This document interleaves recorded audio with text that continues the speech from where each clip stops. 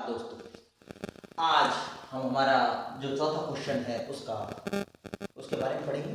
तो देखिए चौथे सवाल में क्या है, यदि 15 कॉट ए 15 कॉट ए बराबर दे रखा है उसने 8 हो तो साइन ए और सेक ए का मान ज्ञात कीजिए। देखिए सबसे पहले हमने पिछली क्लास में बताया कि सबसे पहले हमें त्रिभुज बनाना है ताकि हमें पता चल जाए कि कौन कौन सी चीज दे रखी है और कौन कौन सी चीज नहीं है। ठीक है, तो हम सबसे पहले एक त्रिभुज बनाते हैं और कौन सा त्रिभुज बनता है, समकोण त्रिभुज। ठीक है, तो इसके लिए 90 डिग्री का कोण। अब 90 पर वो नाम लिखना है जिसके बारे में हमसे पूछा ही नहीं, यानी कि ए दे रखा है, उसने ए दे रखा है और ए दे रखा है, यानी ए नहीं लिखना, बस बाकी कुछ भी लिख दो। ए यहां पर आएगा, बी यहां पर ले लो और सी यहां पर, नाम अपने आप सेट हो गए। अब देखो हमारे पास यहां पर उसने दिया कॉट ए, इस 15 का क्या हो रहा है यहां पर गुना, इस 15 का गुना हो रहा है, इसलिए इसका पक्षांतरण करेंगे तो गुना का पक्षांतरण होता है भाग, तो ये आ जाएगा 8/15, यानी कि 8/15 कौन है, कॉट है। और कॉट क्या कहता है, कॉट कहता है कि आधार होना चाहिए पहले और कर्ण बाद में, लंब बाद में होना चाहिए। आधार कॉट नीचे से देखता है कि आधार पहले लंब बाद में, यानी आधार पहले और लंब बाद में। तो देखिए यही चीज है, आधार हो गया 8 और लंब हो गया मेरा 15, रख दो मान। इसमें अभी कोई चीज पता नहीं है, क्यों, क्योंकि हम ए की बात करेंगे। तो ए फिक्स कर रहा है, अब इसमें ए फिक्स कर देगा इसको, इसके सामने लंब, और ये बन जाएगा हमारा आधार और ये हो जाएगा हमारा कर्ण।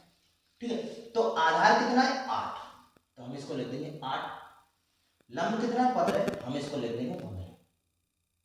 अब हमारे पास कर्ण नहीं है, कर्ण नहीं है तो कर्ण के लिए पाइथागोरस सूत्र है, तो कर्ण का स्क्वायर बराबर लंब का स्क्वायर प्लस आधार। इंग्लिश में नाम लिख लेते हैं, चलो के यानी कर्ण, एल यानी लंब, ए यानी आधार। देखिए कर्ण का मान पता नहीं है तो नहीं, लंब का मान 15 का वर्ग, ए का मान 8 का वर्ग, 15 का वर्ग होता है 225, 8 का वर्ग होता है 64। कर्ण का स्क्वायर निकालो, 225 और 64 को जैसे जोड़ते हैं तो 289 आता है, और कर्ण स्क्वायर का पक्षांतरण करेंगे वर्गमूल 289, और 289 किसका वर्ग होता है पता है आपको, 17 का, 17 17 289, यानी कर्ण भी पता चल गया, तो कर्ण भी हमारे पास 17। अब देखिए वो कह रहा है केवल ए और ए, तो हम लिखेंगे यहां पर केवल ए, कोण ए के लिए, तो कर्ण बताओ, लंब बताओ और आधार, तीनों चीज कर्ण आधार लंब। तो ए ये रहा, इसके लिए 90 के सामने तो कर्ण होता है, कर्ण 17, ए यानी ए के सामने लंब 15 और आधार कितना हो गया हमारा 8। तीनों चीज पता चलने के बाद सवाल के पास, सवाल क्या पूछ रहा है, वो कह रहा है सबसे पहले साइन ए ज्ञात करो, उसके बाद कह रहा है सेक ए ज्ञात करो। तो साइन लाल बटे का क्या कहता है, लंब ऊपर कर्ण नीचे, तो लंब कितना है इसमें 15 और कर्ण कितना 17, तो ये इसका आंसर।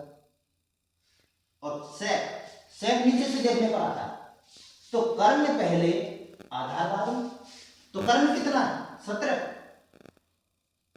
और आधार कितना है 8, ये इसका आंसर है। यानी कि इस तरीके से बहुत ही सिंपल सवाल है, बहुत छोटे छोटे सवाल, इसलिए तो ये पहले पाइथागोरस लगाई, उसके बाद कॉर्ड के लिए तीनों चीजें लिख दी और उसका आंसर लाल बटे का के सूत्र के प्रयोग से। ठीक है ना, तो चौथा सवाल कंप्लीट होता है हमारा।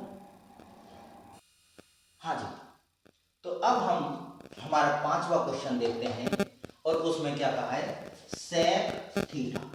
इस बार उसने नाम नहीं दिया किसी भी कोण का, ए बी सी नहीं दिया, उसने कहा है थीटा, तो थीटा कहीं पे भी ले सकते हो 90 को छोड़कर। सेक थीटा बराबर 13/12 हो तो अन्य त्रिकोणमितीय अनुपात। सेक को छोड़ना है, बाकी के अन्य यानी साइन, कॉस, टेन, कॉट और कोसेक 5 बचते हैं, उनको ज्ञात करना है। तो सबसे पहले हमें त्रिभुज पता होना चाहिए और त्रिभुज के अंदर जो 3 चीज होती है कर्ण, लंब, आधार, उनमें से क्या चीज देख के वो पता होनी चाहिए। तो सबसे पहले समकोण त्रिभुज बनाया और समकोण त्रिभुज में 90 डिग्री लगाया। अब थीटा आप कहीं भी लगा सकते हो, माना हमने थीटा यहां लगा दिया, थीटा यहां, और इसका नामकरण कोई भी कर सकते हैं, ए बी सी, ठीक है। तो देखिए सेक, इसके पास चलते हैं कि क्या क्या चीज दे रखी। तो सेक कहता है कि कर्ण पहले है, आधार बाद में है। तो यानी कि सेक थीटा बराबर 13/12, यानी कर्ण पहले है और आधार बाद में, यानी कर्ण और आधार दे रखा है उसने। तो कर्ण कहां है इसमें, 90 के सामने कर्ण कितना 13, और आधार कहां है, थीटा के सामने तो है लंब, तो आधार कितना है, ये रहा, ये हमारा क्या हो गया आधार, ये हो गया लंब और ये हो गया हमारा कर्ण। तो फिर से 2 चीज पता है, तीसरी चीज पता नहीं है, तो किसका प्रयोग करेंगे हम, पाइथागोरस। क्या होती है, के स्क्वायर बराबर एल स्क्वायर प्लस ए स्क्वायर, कर्ण स्क्वायर बराबर लंब स्क्वायर प्लस आधार स्क्वायर। कर्ण का मान 13, 13 का वर्ग, लंब का मान पता नहीं, आधार का मान 12 का वर्ग, 13 का वर्ग होता है 169, लंब का मान पता नहीं, 12 का वर्ग 144। पक्षांतरण करेंगे, 169 में से 144 घटाएंगे तो लंब स्क्वायर, और जब घटाएंगे तो कितने बचेंगे 25, 9 में से 4 गए 5, 6 में से 4 गए तो लंब का जो वर्ग है, वर्ग का पक्षांतर वर्गमूल, एल का मान कितना आ जाएगा 5, 25 किसका वर्ग, 5 का वर्ग, इसलिए लंब का मान भी कितना आ गया 5। अब हमें उसने पूछे अन्य सभी त्रिकोणमितीय अनुपात। तो देखिए सबसे पहले तो हम यहां लिख लेते हैं कि कर्ण कितना है, कर्ण 13 है, लंब कितना है, लंब 5 है, आधार कितना है, आधार 12 है। ये तीनों चीजें पता चल गई। अब हमें सबसे पहले निकालना है साइन थीटा, दूसरे नंबर पर है कॉस थीटा, तीसरे नंबर पर निकालना है टेन थीटा, फिर चौथे नंबर पर निकालना है कॉट थीटा, उसके बाद 5वें नंबर पर निकालना है सेक कोसेक थीटा। क्यों, क्योंकि सेक तो हमें दे रखा है, अन्य सभी चाहिए। तो देखिए लाल बटे का भी सूत्र से सभी को लिखो कि क्या क्या चीज होती है।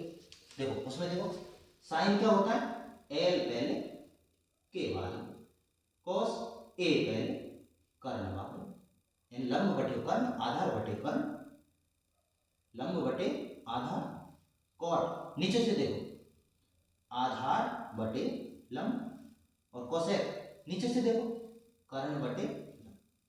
इनका मान ये रख दो, एल का मान 5/13, ए का मान 12/13, 5/12, देख लो ये एल है, एल है, ये ए एल यानी 12/5, और कर्ण 13/, लंब कितना है 5। इस तरीके से हमारा ये अन्य त्रिकोणमितीय पांचों के पांचों sine cos tan cot sec cosec, और यही हमारा क्या होता है आंसर। ठीक, इस तरीके से 5वां क्वेश्चन भी हमारा कंप्लीट होता है। तो देखिए अब हम हमारे 6वें क्वेश्चन की ओर चलते हैं, और 6वां क्वेश्चन क्या कहता है, देखिए कोण ए और कोण बी न्यून कोण है, यानी कि ये दोनों समकोण नहीं, यानी कि ए और बी कहाँ है आप डिसाइड कर सकते हो कि यदि हम चित्र बनाए तो इन दोनों को समकोण पर नहीं लिखना है, अन्य दोनों जगह पर लिखना है। तो अन्य दोनों जगह कौन सी बच जाती है, एक ये ए और एक बच जाती है बी ये, तो इस जगह कौन सा नाम आ जाएगा सी। ये दोनों न्यून कोण है, क्या है ये न्यून कोण, न्यून कोण का मतलब है ये दोनों समकोण नहीं, समकोण नहीं है तो ए और बी अलग अलग न्यून कोण होते दोनों। जहां cos ए यानी कि सबसे पहले दे रखा है cos ए बराबर cos b, ठीक है।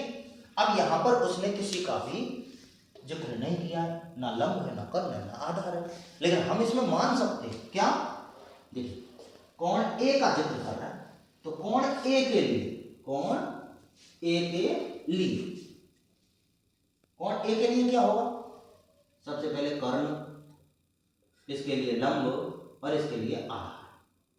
इसी प्रकार कोण सी के लिए, दोनों के लिए करेंगे, क्यों नहीं, सी नहीं सॉरी बी के लिए, तो बी के लिए कर्ण चाहिए, लंब चाहिए और आधार भी चाहिए।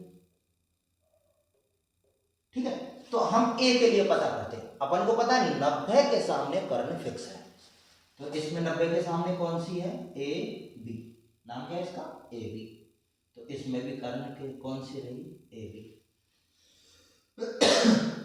ए के लिए लंब, तो ए के सामने कौन है, बी सी, बी के सामने कौन है, बी के सामने ए सी, तो इसके लिए ये लंब हो गया। आधार कौन सी बच गई इसमें, ए सी बच गई, और इसके लिए कौन सी बच गई, बी सी बच गई। ठीक है, देखो कोण ए के लिए कर्ण तो ये हुआ, ए के लिए लंब ये हुआ, तो ये आधार, बी के लिए ये लंब बन गया, तो ये कौन सा रह गया फिर, आधार। तो ये दोनों चीजें लिख ली हमने। तो कॉस, कॉस क्या कहता है, देखो आधार ऊपर आना चाहिए और कर्ण नीचे होना चाहिए, तो आधार ऊपर कर्ण नीचे, तो आधार कहां है, ये रहा, और कर्ण कहां है, ये रहा, तो ए सी बटे कौन आ गया, ए बी। ठीक है, इसी प्रकार कॉस, कॉस क्या कहता है, आधार ऊपर कर्ण नीचे, और बी वाले में देखना, बी वाले में ये रहा, तो आधार ये रहा, कर्ण ये रहा, तो ये आ जाएगा हमारा बी सी बटे ए, यानी कि बराबर चीज। अब देखो ये दोनों बराबर है। अब बराबर में हम कहते हैं कि यदि कोई चीज बराबर है तो बराबर में बराबर चीज कैंसिल हो जाती है, कट जाती है। बटे में ए बी यहां भी है और बटे में ए बी यहां भी, ये समाप्त हो जाता है। कैसे, मैं इसको समझा देता हूं, देखो काटता नहीं हूं, मैं इसको समझा दूं आपके लिए कैसे कैंसिल होती है। अब देखो ए बी का भाग लग रहा है और मैं इसका करता हूं पक्षांतरण, तो देखो ए सी बराबर बी सी बटे ए बी, और इसका भाग लग रहा है तो क्या होगा यहां पर, गुणा, और अब गुणा में ये चीज कट जाती है, तो हमें क्या प्राप्त होगा, ए सी बराबर बी सी, ए सी बराबर क्या मिल गया, बी सी, तो ए सी कहां है, ये रही, और बी सी कहां है, ये रही। तो हम एक त्रिभुज की प्रमेय पढ़ते हैं कि हम जानते हैं कि किसी त्रिभुज की समान भुजाओं के सम्मुख कोण, सम्मुख का मतलब सामने वाले, सामने वाले सम्मुख कोण समान होते हैं। यानी कि यदि किसी त्रिभुज में कोई भुजा समान है तो उसके सामने वाले कोण क्या होंगे, समान होंगे। तो देखो हमें उसने दे दिया, यानी कि हमने प्राप्त किया ए सी बराबर बी सी, तो ए सी कहां है, ये और बी सी कहां है, ये।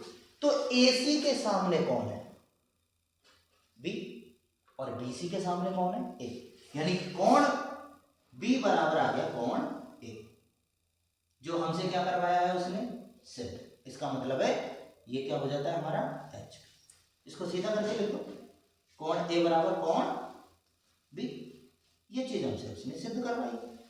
तो देखा, सबसे पहले चित्र बनाया, चित्र में क्या क्या चीजें पता चल गया, ए के बारे में दे रहा है, ए का भी जिक्र है, बी का भी है, तो ए के लिए भी लिखा और बी के लिए भी लिखा, जो दिया उसको फॉलो किया, प्रमेय का प्रयोग किया और हमने सिद्ध कर दिया।